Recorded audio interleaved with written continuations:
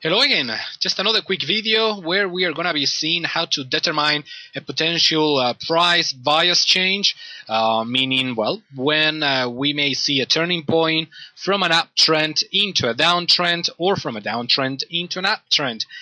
We are going to be using nothing but price sequence reading and occasionally a trend line breakout. Okay, let's get going.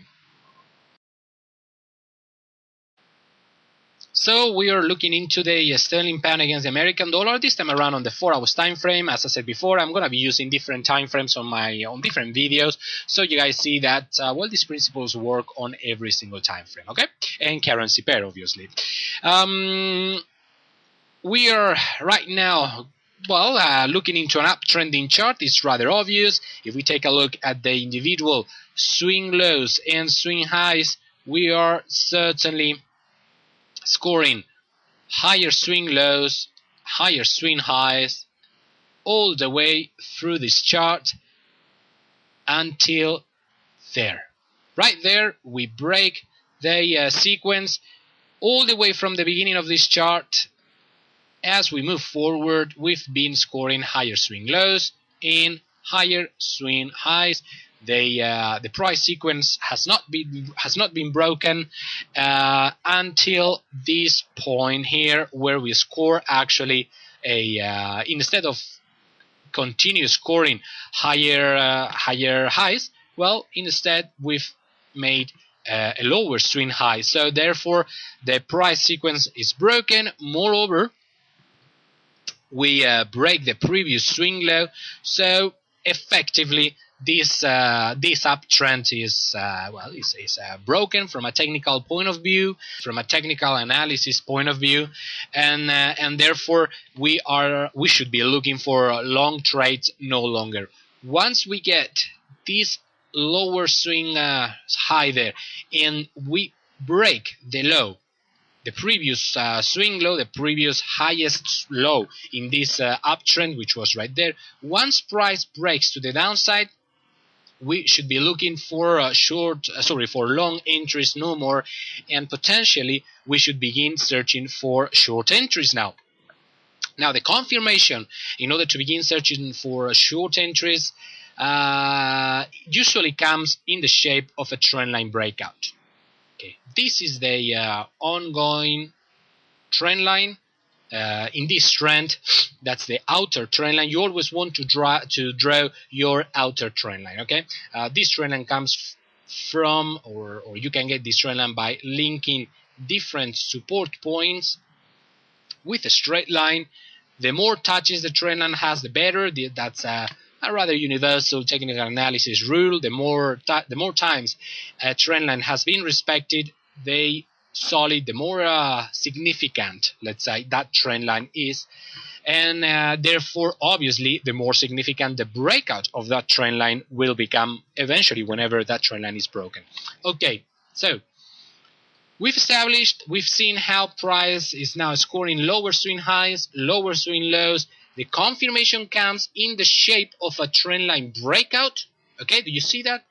That's our confirmation, the outer trend line. There is no further trend line to be that we could plot on this chart, linking any other support point. All of those support points in this trend line, all those swing lows were located above the trend line. Once that trend line is broken, there is no support level anywhere underneath to stop price from falling. So we get the breakout. Now we have green lights to search for, to continue counting the wave pattern, in this case to the downside, since first of all we've already begun scoring lower swing highs, lower swing lows, and moreover we've gotten the breakout. Now it's time to begin searching for downtrending price sequence, meaning lower swing highs again, lower swing lows. Let's scroll forward to the right. There's our confirmation. Lower swing high, lower swing low, breakout of the trend line. Now we can begin counting waves, as I said before, counting swings. We score a lower swing low there, lower swing high. Okay, take a look at that, lower swing high, and finally, as we break this previous swing low, that previous breakout thrust after, okay, this is important, after the trend line breakout, right there, this is a confirmed downtrend. This entire trend line is way over, okay, the party is over. In fact, the party was more or less over here, or at least it was endangered, it was jeopardized. The confirmation that this trend line was furthermore coming to an end was right there with the trend line breakout. And eventually, from a price action point of view, the downtrend begins right there. Right there. As we make a new low, okay, as we've already gone through 3 swing highs and 2 swing lows, right there, this is officially a downtrend. Officially, we can cross this uptrend for good and now begin searching for short opportunities. 3 things to take into consideration here. This is important. Firstly, the breakout of the price sequence. We are not scoring higher swing highs anymore. Second, and lower swing lows as well. Secondly, the breakout of the trend line, of the outer trend line. Okay, there is no further outer trend line anymore in this trend. This was the last trend line to be found on this trend. So point number 1, the breakout of the price sequence. Point number 2, the breakout of the trend line, and finally point number 3. After the breakout, right there, we can continue counting downtrending swings, okay? Lower swing low, lower swing high.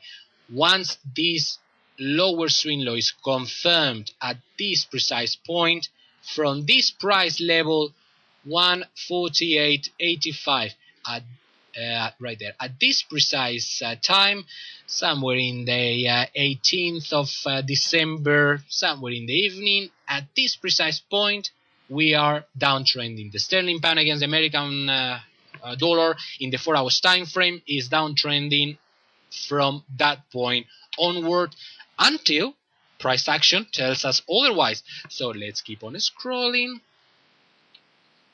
Lower swing highs, lower swing lows, until price action turns around and we begin making higher swing highs and higher swing lows. Until that happens, we continue in a downtrend now. Okay?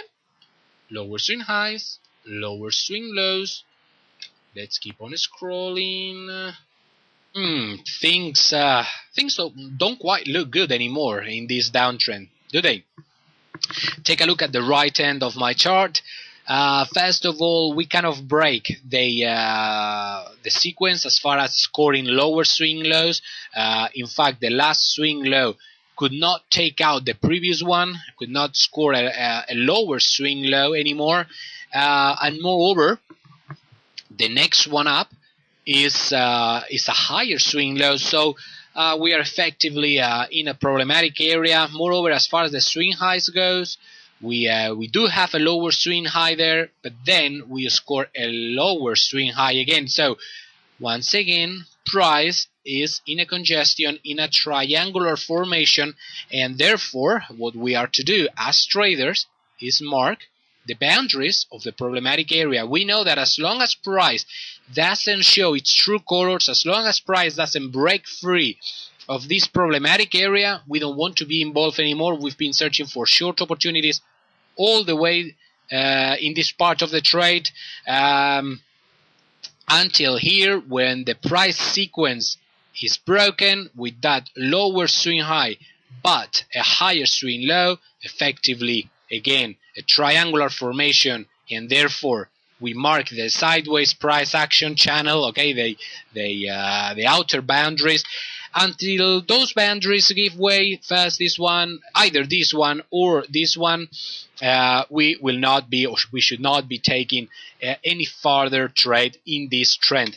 Now, remember the 3 steps as far as spotting a potential bias change in the market direction.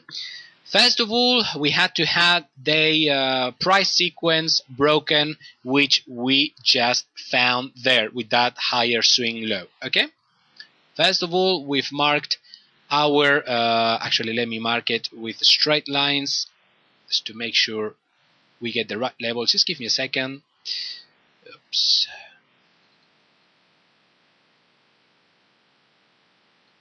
Okay. One there and another one at the lower end of the problematic area of the range right there. So first of all, we had to spot a breakout in the price sequence, which, as I was mentioning before, it happens right there with that higher swing high. Second indication that we may be about to turn around in the price bias.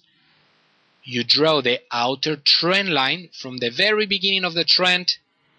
You draw the outer trend line, which is right there. That's the outer trend line. I cannot link any further resistance point above that trend line because basically there is none. Okay, I could easily draw this one down here, but that's not the one I'm interested in. I'm interested in the last line of defense, and that's the outer trend line. Okay, this outer trend line there is the last line of defense as far as trend line goes. So, point number one, price sequence breakout. Point number two, breakout of the trend line. Right there, happens right there. So that's 2 out of 3. Now, what's the third requirement? We see another swing high and swing low. In this case, since we are shooting up, a higher swing high and a higher swing low after the trend line breakout. We've already established that we make a higher swing high there. A higher swing low. We break the previous swing high, which was right there. This was the previous swing high and the upper boundary of the problematic area. And finally, we score a higher swing high there. So from this point on, once this level right there is broken, we've completed the 3 steps of a potential trend line, of a potential price bias change. We've scored a higher swing low, therefore the price sequence is broken. Second, we draw the outer trend line and we get a breakout there. And third, we break after the breakout, we continue making higher swing highs and higher swing lows in the direction opposite to the old trend right there.